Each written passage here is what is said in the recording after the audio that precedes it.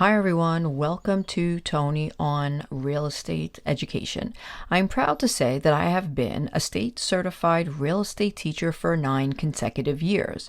I also first got my real estate license when I was 19 years old.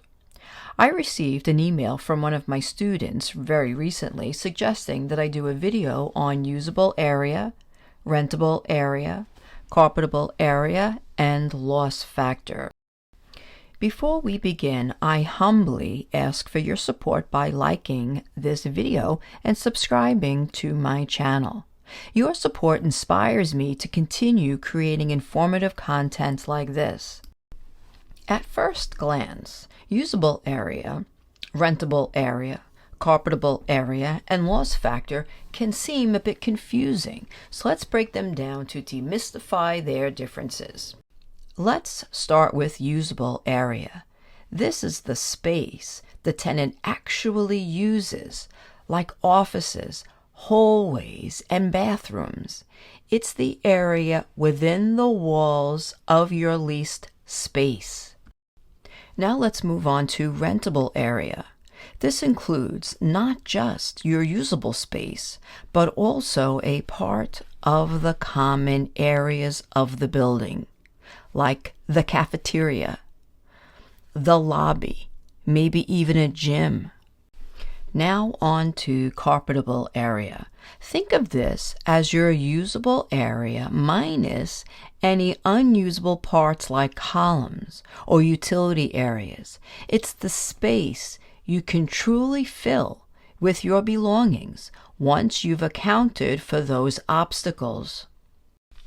Okay, now on to loss factor, also known as add-on factors. This is the difference between the total space you're renting, the rentable area, and the space you actually use, the usable area. It's the portion of your rent that covers shared areas like hallways and elevators, which you don't use exclusively for your business. Landlords use the loss factor to determine how much rent to charge, taking into account the shared spaces tenants utilize. Essentially, it's the part of your rent that goes towards maintaining areas you don't fully occupy. In conclusion, as a seasoned real estate instructor, I am committed to simplifying complex concepts for my students and audience. I am grateful for the opportunity to shed light on topics that can often appear a little daunting to understand. Remember, understanding concepts like the ones in this video will not only help you with passing the real estate exams, it will also empower you as a tenant or property owner to make informed decisions.